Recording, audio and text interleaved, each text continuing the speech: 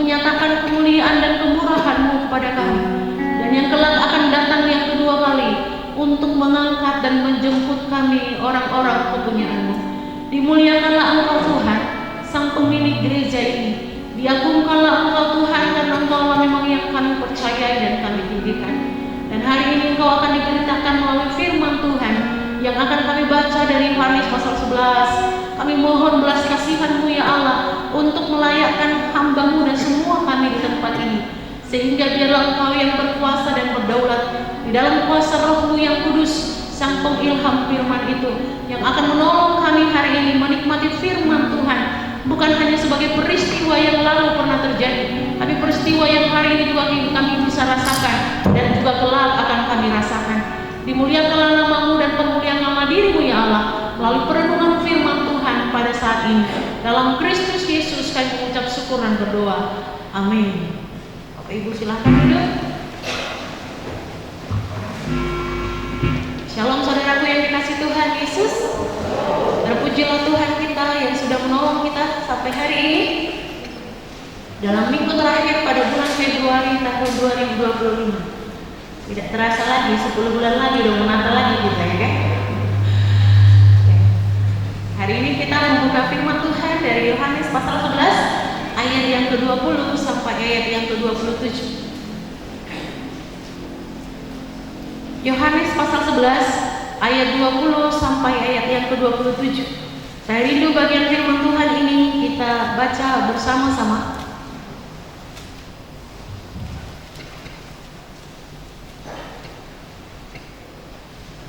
Yohanes pasal 11 ayat 20 sampai 27. Demikian bunyi firman Tuhan. 1, 2, 3 ya. Ketika Maria mendengar bahwa Yesus datang, ia pergi mendapatkannya. Tetapi Maria tinggal di rumah.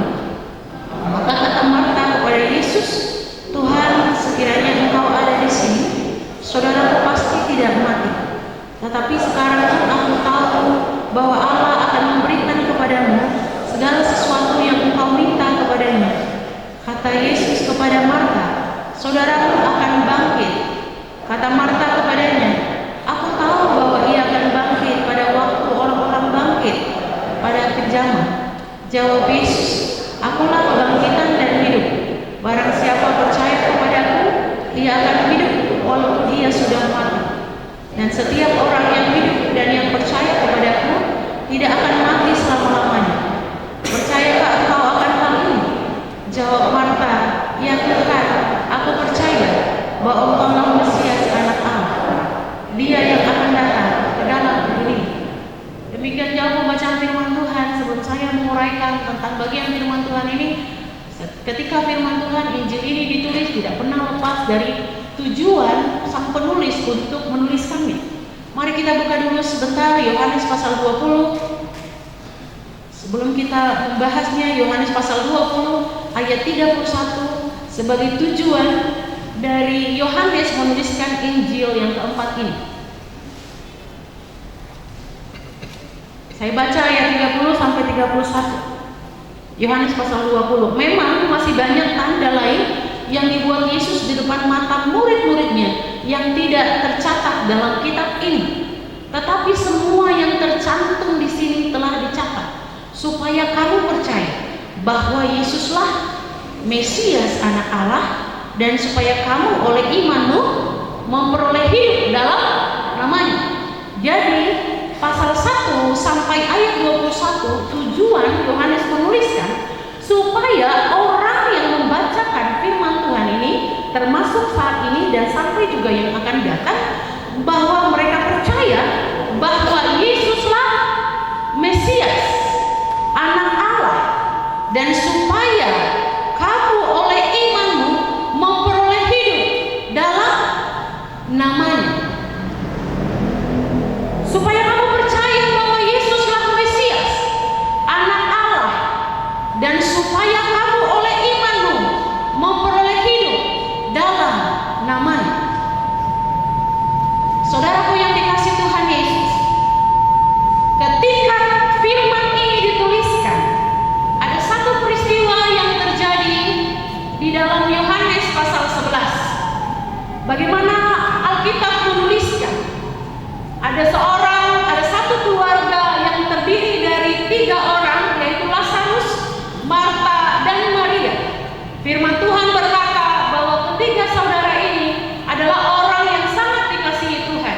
dan mereka adalah orang-orang yang terlibat untuk melayani Tuhan. Suatu saat Lazarus sakit dan memang meninggal. Dan ketika meninggal, Alkitab berkata bahwa Marta dan Maria memberitahukan kepada Yesus bahwa orang yang dikasihinya, yaitu Lazarus, sudah meninggal. Tetapi ketika Yesus mendengarkan firman Tuhan, awalnya memang Yesus berkata bahwa dia sakit, tetapi Yesus berkata penyakit itu tidak akan membawa dia pada kematian. Dan di dalam ayat yang ke-6 Alkitab menuliskan Yesus sengaja menunda 2 hari untuk tidak langsung ke Betania. Yesus sengaja untuk menundanya. Dan katakan firman Tuhan supaya mereka belajar percaya. Ya, di dalam ayat yang ke-15 itu Yesus menunda supaya mereka belajar percaya. Dan juga Yesus berkata bahwa penyakit itu tidak akan membawa kematian, tetapi membawa kemuliaan Allah. Saudaraku yang dikasihi Tuhan Yesus, berbicara tentang kemuliaan Allah, kadang kita berpikir adalah sesuatu yang mulus dan sesuatu yang menyenangkan. Mendatangkan kemuliaan Allah adalah sesuatu yang sangat menyenangkan dalam hidup kita. Tapi ternyata dalam bagian ini kita pahami bahwa mendatangkan kemuliaan bagi Tuhan tidak serta-merta mendapatkan jalan yang mulus dan jalan yang lurus. Tetapi menyatakan kemuliaan Allah itu adalah bagaimana Dia bekerja sesuai dengan caranya, sesuai dengan kehendaknya.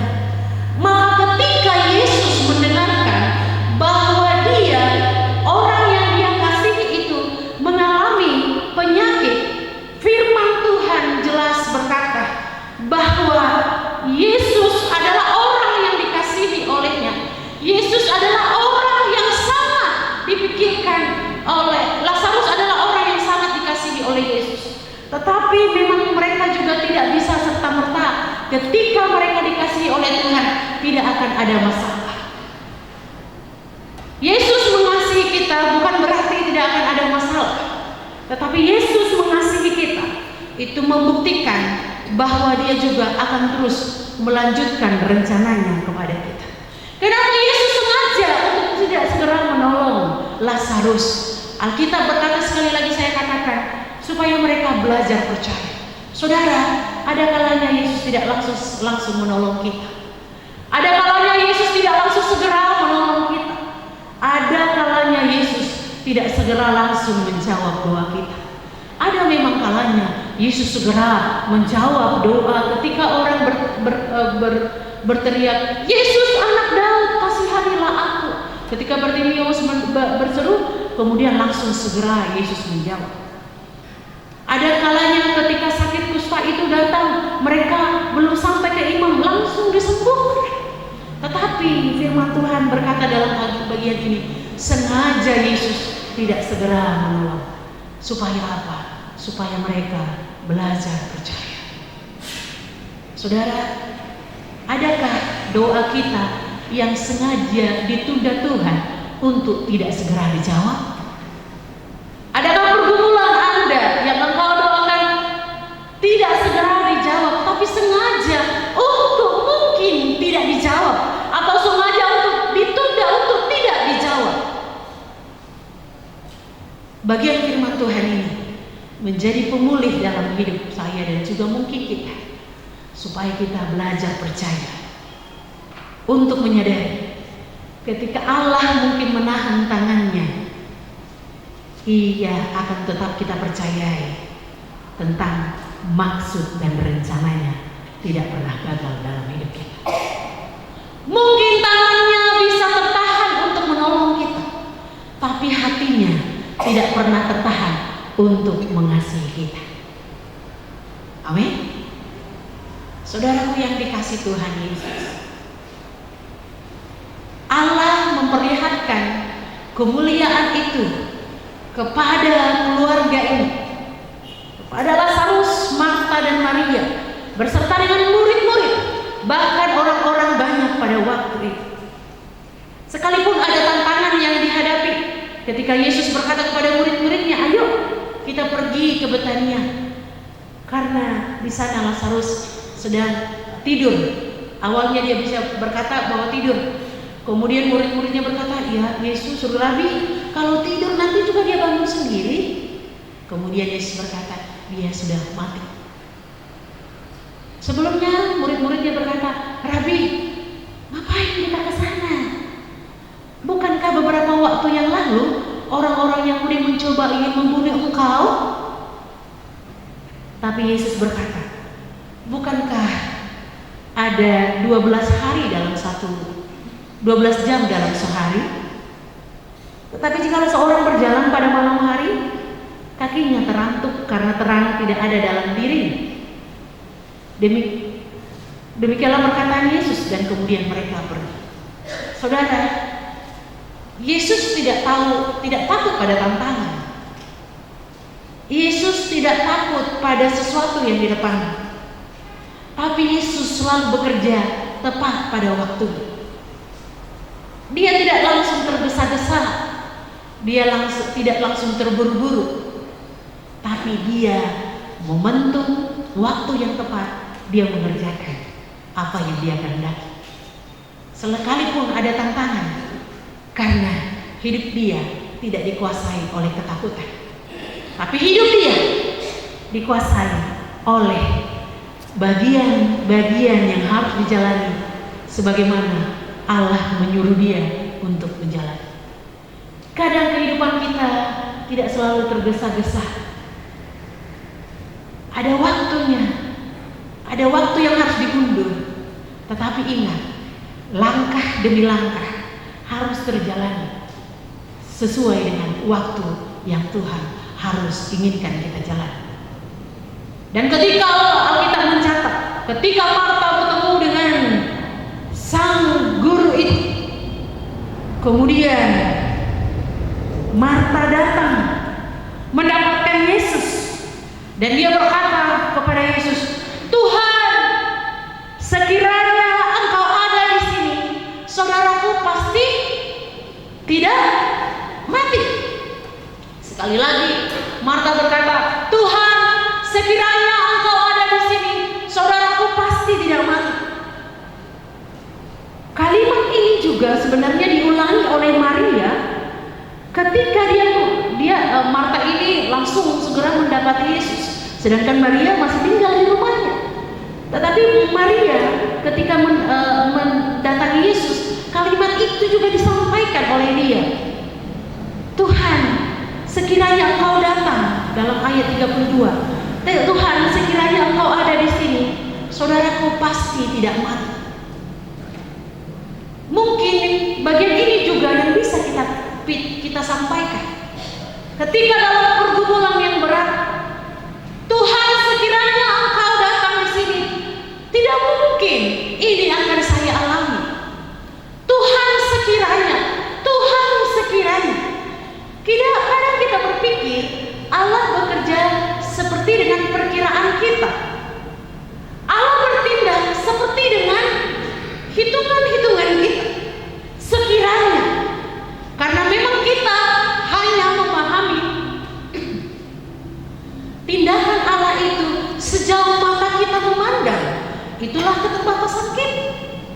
Tetapi Yesus berkata kepada Marta, kata Yesus kepada Marta, saudaramu akan bangkit. Kata Marta kepadanya, aku tahu bahwa ia akan bangkit pada akhir zaman. Aku tahu bahwa ia akan bangkit pada akhir zaman. Marta memiliki konsep bahwa memang saudaranya ini akan bangkit nanti pada akhir zaman. Betul? Konsep itu dialami oleh setiap orang Yahudi, bahwa mereka akan mengalami nanti kebangkitan pada akhir zaman. Tetapi inilah tema yang harus kita bahas hari ini. Tapi jawab Yesus, sama-sama kita katakan. Apa dikatakan di sana dalam ayat 25? Jawab Yesus, 1, 2, 3 ya. Akulah kebangkitan dan hidup. Barang siapa percaya kepadaku, ia akan hidup walaupun ia sudah mati. Sekali lagi kita baca. sesungguhnya suka begi suaranya. Ayat 25. 1, 2, 3 ya. Jawab Yesus, "Akulah kebangkitan dan hidup. Barang siapa percaya kepadaku, ia akan hidup walaupun ia sudah mati." Inilah tema yang mau kita renungkan. Akulah kebangkitan dan hidup.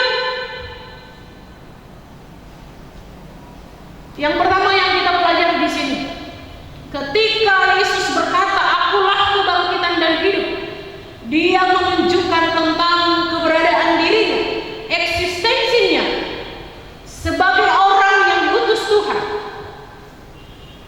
Saudara, kalau kita melihat dalam bahasa aslinya, itu menuliskan kata ego eimi, aku adalah aku.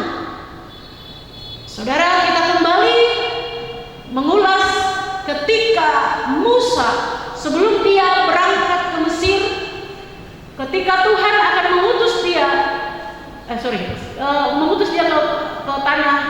ke tanah Mesir untuk membawa bangsa itu ke tanah Kanaan.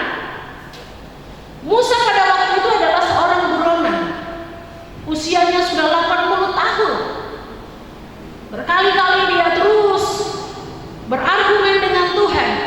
Tuhan, kalau seandainya begini, aku yang mengutus Engkau, aku adalah orang yang tidak cakap berbicara. Bukankah aku yang menciptakan lidah, kata Tuhan. Aku takut. Dia wajar karena dia buronan. Kemudian dia bertanya kepada Tuhan, "Tuhan, kalau mereka bertanya, siapa yang mengutus Engkau? Siapa yang mau kubilang tentang Engkau?" Itulah bahasa sehari-hari. Kemudian Yesus berkata, Allah berkata, "Katakanlah kepada mereka, aku adalah aku yang adalah ada." Aku adalah aku. Saudara, kata itu sudah dituliskan oleh Musa pada waktu itu, kembali diulang oleh Yohanes dalam bahasa Yunani. Dia berkata, ego eimi, aku adalah aku. Aku adalah kebangkitan. Ini menunjukkan keberadaan Allah yang disembah oleh Abraham, Ishak dan Yakub, yang sudah akan melepaskan mereka dari Mesir menuju tanah Kanaan, adalah Allah yang sudah menunjukkan dirinya di dalam pribadi Yesus Kristus yang adalah kebangkitan. Jadi seperti tujuan penulisan Injil Yohanes, bahwa Yesus mau menunjukkan dia adalah Mesias. Mesias adalah artinya yang diurapi atau yang diutus Allah, bahwa Yesuslah yang diutus Allah, yang diurapi oleh Allah sebagai satu-satunya Tuhan dan Juru Selamat yang menyelamatkan dan membebaskan manusia dari dosa.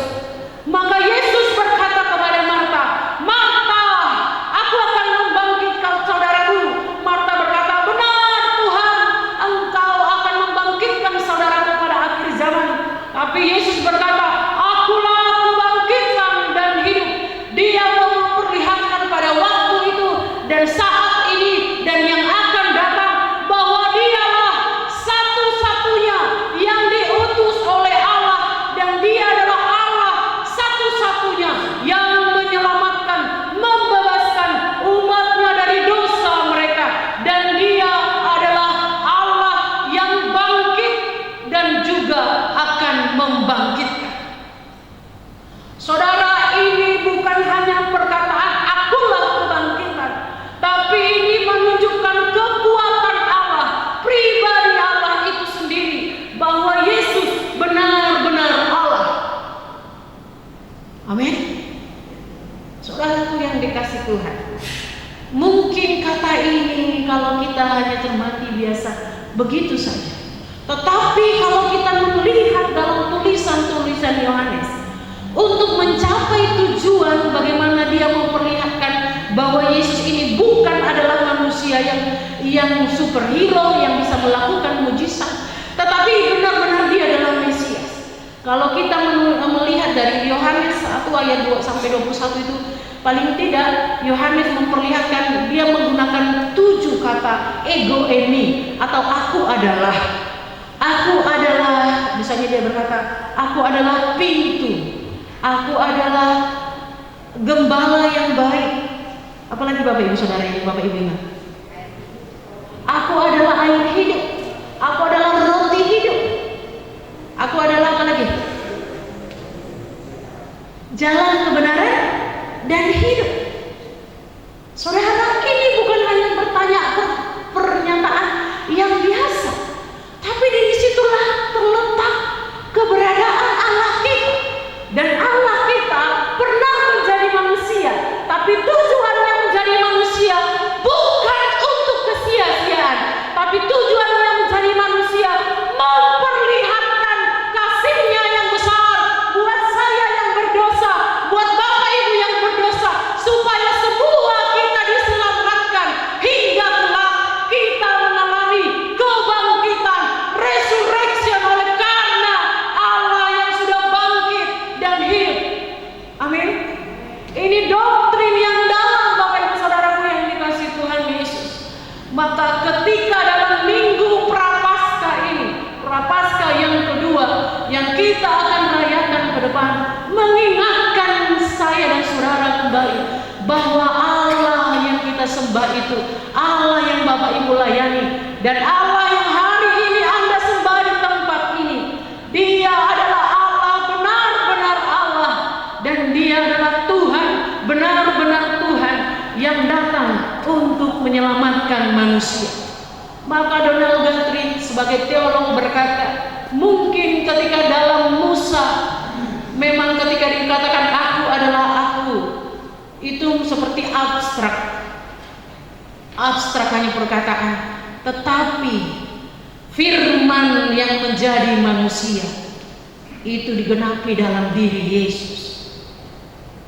Maka saudaraku yang dikasih Tuhan, kata kebangkitan di sini dalam bahasa aslinya adalah dikatakan naik dan berdiri. Dan kata, kalau kita melihat memang bahasa Indonesia terbatas ya, ketika kata kebangkitan dalam pribadi Yesus berbeda dengan kata kebangkitan dalam diri kita. Ketika Yesus berkata aku adalah kebangkitan, Dia bukan hanya berkata Dia bangkit, tapi Dia juga membangkitkan orang-orang miliknya. Tetapi kalau kata asli di dalam bahasa asli dalam kebangkitan orang percaya, itu hanya berlaku karena kita dibangkitkan. Kita bangkit karena dibangkitkan, itu dalam pengertian. Maka saudaraku yang dikasih Tuhan Yesus, kebangkitan adalah bukan berbicara tentang peristiwa saja, tapi kebangkitan adalah pribadi Yesus itu sendiri. Kebangkitan bukan hanya peristiwa spektakuler ketika hari yang ketiga akhirnya Yesus mengalami kebangkitan, tetapi kebangkitan itu adalah pribadi itu sendiri, yaitu Yesus itu sendiri. Maka 1 Korintus 15 ayat 14, seandainya Kristus tidak bangkit, sia-sialah pemberitaan kami dan sia-sia jugalah kepercayaan kami. Seandainya yang saya beritakan bukan Kristus yang bangkit, saya tidak mau memberitakannya sampai hari ini dan mungkin sampai yang akan datang. Tapi karena saya tahu Dia adalah bangkit, bahkan kebangkitan itu sendiri dia adalah kebangkitan itu sendiri, maka saya percaya tidak akan sia-sia pemberitaan saya. Mungkin bisa saja Anda saat ini belum bisa memahami, mungkin bisa saja saat ini Anda tidak mendengar begitu dalam pemberitaan saya, tetapi saya percaya ketika Kristus yang bangkit itu menghidupi hidup saudara, maka kepercayaan Anda tidak akan sia-sia. Amin. Itu yang pertama. Yang pertama menunjukkan eksistensi Allah. Yang kedua menunjukkan kemahakuasaan Allah. Allah mau memproklamirkan tentang kemahakuasaannya, kemahakuasaan Yesus pada waktu itu. Maka kalau kita melanjutkan pembacaan itu, firman Tuhan berkata Ya, ketika ayat 28. Dan sesudah berkata demikian, ia pergi memanggil saudaranya Maria dan berbisik kepadanya, "Guru ada di sana dan ia memanggil engkau." Mendengar itu dan selanjutnya, kemudian kita melihat ayat 33. Ketika Yesus melihat Maria menangis dan juga orang-orang Yahudi yang datang bersama-sama dia, maka masgullah hatinya, ia sangat terharu dan berkata, "Di manakah dia kamu baringkan?" Jawab mereka, "Tuhan, marilah dan lihatlah." Yesus sedih dan Yesus menangis dalam ayat 35. Maka menangislah Yesus. Maka menangislah Yesus. Ya, coba kalau kita bayangkan misalnya kan, ada orang yang meninggal, kemudian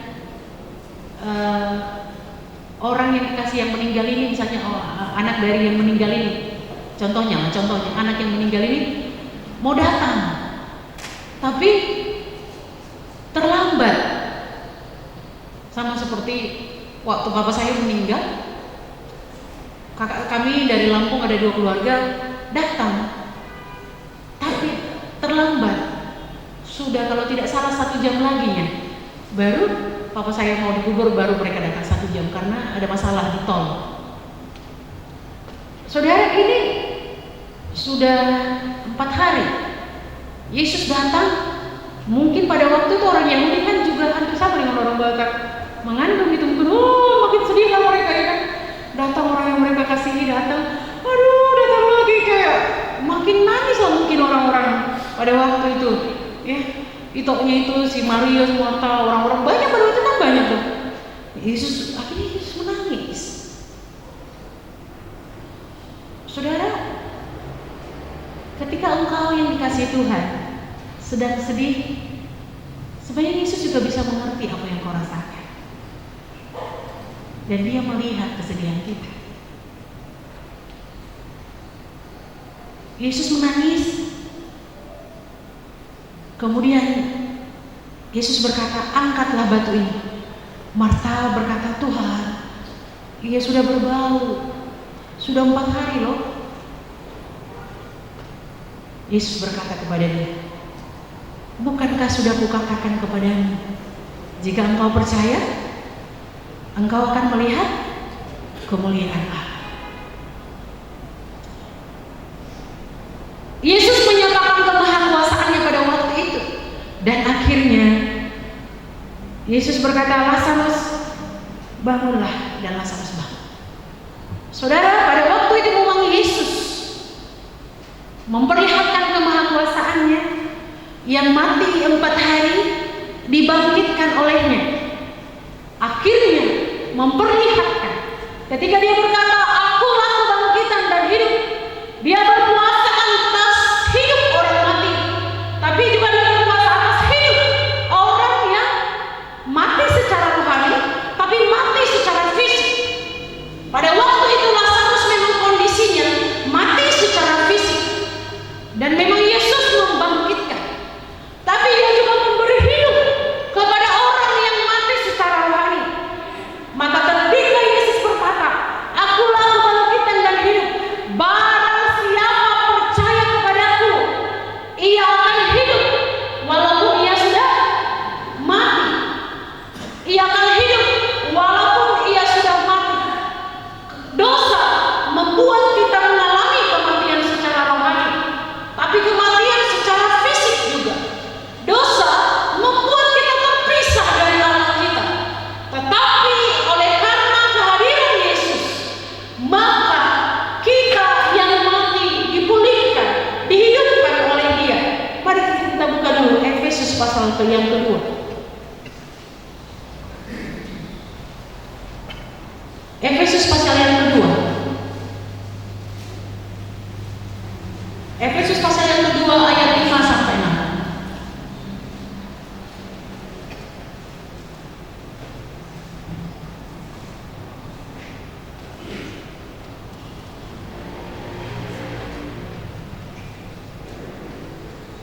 Kita baca dari ayat 4. 1, 2, 3 ya.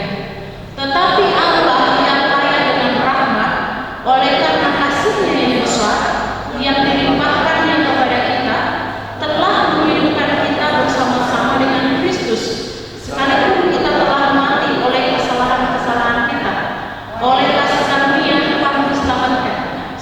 Dan di dalam Kristus Yesus, Ia telah membangkitkan kita juga dan memberikan tempat bersama-sama dengan Dia di sorga. Saudara, dalam ayat yang kelima itu, sekalipun kita telah mati oleh kesalahan kita, itu berarti kita mati secara rohani, tapi tubuh kita juga mengalami kematian. Sekalipun kita oleh kesalahan kita mengalami kematian, tapi oleh karena kasih karunia, apa dikatakan? Kamu diselamatkan. Jadi bukan karena kita sudah mengalami kehidupan secara rohani kita diselamatkan, tetapi ketika kita dalam mati dalam kesalahan-kesalahan kita diselamatkan. Bahkan dikatakan di dalam Kristus Yesus Ia telah membangkitkan kita juga, memberikan tempat bersama-sama dengan Dia di sorga. Dorcas atau Tabita, dia pernah bangkit, tetapi dia mati lagi. Lazarus pernah bangkit, tapi dia mati lagi. Yesus, dia pernah mati, tapi dia bangkit lagi dan hidup. Artinya saudaraku yang dikasih Tuhan Yesus, Allah yang kita sembah itu, Dia yang berkuasa atas kematian, atas kehidupan kita. Mati dan hidup kita ada di dalam tangan-Nya. Maka ketika kita mati di dalam Kristus, kematian kita adalah kematian yang menguntungkan. Maka itulah yang membuat kita sebagai orang percaya, kita siap ketika Tuhan panggil kapanpun. Karena kita apa? Kita akan bertemu muka dengan Dia. Dan kita juga percaya bahwa oleh kasih karunia-Nya kita akan mengalami kebangkitan bersama-sama dan hidup bersama dengan Dia di surga kekekalan itu. Maka ini bagian penting yang disampaikan oleh Yesus pada waktu itu. Barang siapa percaya kepadaku, ia akan hidup walaupun ia sudah mati.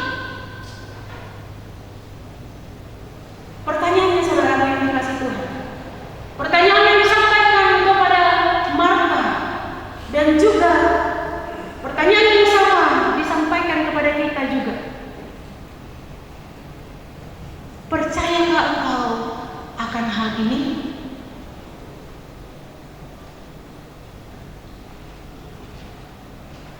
Setiap orang yang percaya kepada Yesus tidak akan mati selama-lamanya. Mungkin kita akan mengalami kematian namanya fisik, tapi kita tidak akan mengalami kematian yang kekal karena kasih karunia-Nya. Marta menjawab, ketika Marta ditanya oleh Tuhan, percayakah engkau akan hal itu? Ayat 27. Apa jawab Marta, Bapak dan Saudara? Jawab Marta 1, 2, 3. Ya Tuhan, aku percaya bahwa Engkau Mesias Anak Allah, Dia yang akan datang ke dalam dunia. Akhirnya sampai tujuan Tuhan, sampai juga penulisan Injil, dan sampai juga tujuan Tuhan dalam kehidupan kita.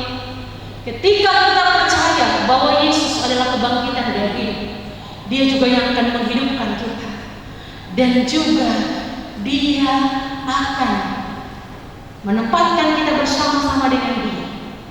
Dan pertanyaan ini sebelum kita pulang dari tempat ini, percayakah semua orang hal itu? Mari sama-sama kita katakan seperti yang dikatakan oleh Marta 1, 2, 3 ya. Bahwa Mesias anak Allah, Dia akan datang ke dalam. Saudara, pada konteks waktu itu memang dia sudah datang. Tapi pada konteks zaman kita, dia akan datang kelak menjemput kita yang kedua kali. Amin. Percayalah bahwa Yesus yang bangkit itu, dia hidup. Dia tahu kelemahanmu, dia tahu keterbatasanmu, dia tahu tangismu, dia lihat betapa pilunya hatimu. Mungkin apakah kita pilu oleh karena masalah yang kita hadapi? Apakah kita sedih oleh karena pergumulan kita yang tidak terjawab-jawab? Ingat, Tuhan lihat, Tuhan tahu.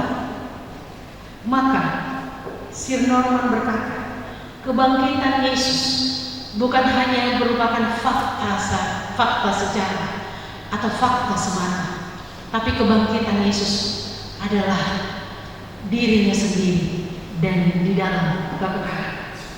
Maka Wahyu 1 ayat 18 berkata, aku telah mati, namun lihatlah, aku hidup selama-lamanya. Maka Yohanes 14 ayat 19, sebab aku hidup, kamu pun akan hidup. Seandainya Allah yang kita sembah adalah Allah yang mati, 1 Korintus 15 itu berkata, kita adalah orang-orang yang paling malang karena kita akan menyembah Allah yang mati tidak ada artinya. Tapi karena kita tahu bahwa Allah kita hidup, maka 1 Korintus 15 ayat 58, inilah yang harus kita kerjakan di dalam Tuhan. Ya. Karena itu saudara-saudaraku yang kekasih, berdirilah teguh. Artinya berdirilah teguh dalam kepercayaan ini, bahwa Yesuslah satu-satunya Mesias yang kita percayai. Bukan hanya nanti, sekarang kita percaya. Berdirilah teguh dalam pengajaran ini, jangan goyah, dan giatlah selalu dalam pekerjaan Tuhan. Sebab kamu tahu bahwa dalam persekutuan dengan Tuhan, jerih payahmu tidak akan sia-sia. Berdirilah teguh dengan iman yang kau pegang hari ini. Jangan goyah. Masalahmu mulai ada, jangan goyah. Tetapi tidak cukup sampai di situ dan kita berkata, aku percaya untuk Mesias anak Allah. Tetapi kita juga harus terlibat. Giatlah selalu dalam pekerjaan Tuhan. Giat selalu dalam pekerjaan Tuhan. Karena kita tahu dia bangkit dan hidup. Dan selanjutnya dikatakan, aku tahu dalam persekutuan dengan Tuhan, jerih payahmu tidak akan sia-sia. Terpujilah Tuhan kita, Sang Mesias yang hidup itu, yang akan menunjukkan kuasa dan kasih karunia-Nya dalam hidup kita. Mari kita berdoa. Ya Tuhan Allah kami, Bapa yang mulia dan kekal, Allah yang menyatakan dirimu dalam Kristus Yesus, Allah yang bangkit dan hidup itu, yang melakukan kedaulatanmu dan kemuliaanmu bagi setiap kami. Allah itu yang akan menghidupkan kami, dan Allah itu juga yang akan menolong kami hingga masuk dalam surga kekekalan. Karena kami percaya Engkau akan membangkitkan kami, dan kematian kekal tidak menjadi bagian kami, oleh karena kami mendapatkan kasih karunia dari Allah. Kuatkan dan teguhkanlah kami pada iman kami yang kami terima ini. Buatlah kami terus berdiri teguh pada keyakinan ini. Kami giat dalam pekerjaan Tuhan, kami tidak goyah, sebab apa yang kami kerjakan di dalam Tuhan tidak akan sia-sia. Bagimulah hormat dan syukur kami ya Tuhan. Dalam Kristus Yesus kami mengucap syukur dan berdoa. Amin.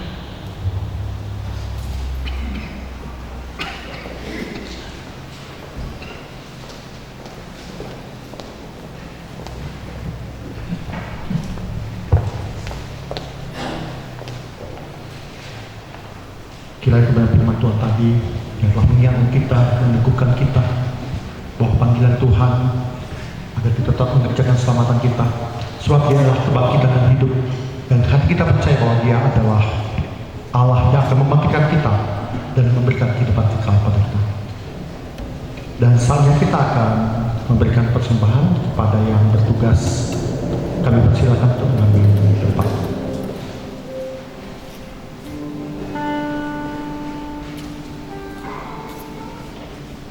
kita memberikan persembahan, kita kembali berdoa.